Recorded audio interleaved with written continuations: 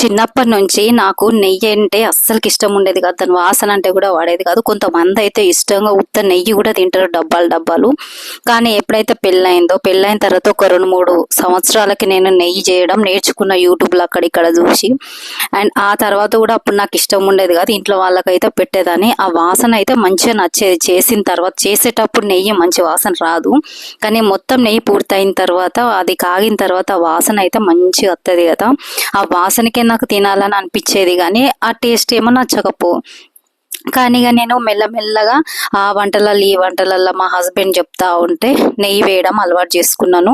ఇక అట్లా నాకు ఎంతో కొంత నెయ్యి తినడం అయితే అలవాటు అయింది.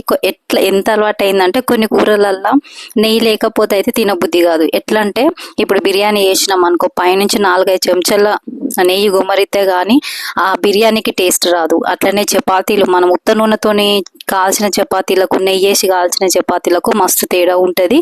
ఇంకా అది హెల్తీ కూడా. పిల్లలకైతే అట్లనే పెట్టాలి. ఇంకా ఈ స్వీట్ పొటాటో ఉంటుంది కదా, మేము తెలంగాణలో అయితే కండగడ్డ అంటాము. దాన్ని మ్యాష్ చేసి దాంట్లో నెయ్యి కలిపి పిల్లలకి పెట్టాలని మా హస్బెండ్ అయితే ప్రతిసారి చెప్తాడు. కానీ నేను ఆ కాంబినేషన్ ఎట్లుంటుందో అని చెప్పి అసలు మా బాబుకి అలవాటు చేయను. అండ్ మా బాబుకి కూడా చిన్నప్పుడు నెయ్యి అంతగా తినేటోడు కాదు, కానీ మెల్లమెల్లగా అయితే అలవాటు చేసినాను పప్పులలో వేసి.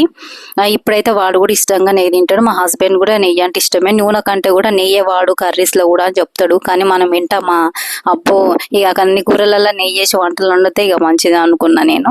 కానీ ఇప్పుడైతే నేను ఎంతో కొంత నెయ్యి అయితే తినడం అలవాటు చేసుకున్నాను.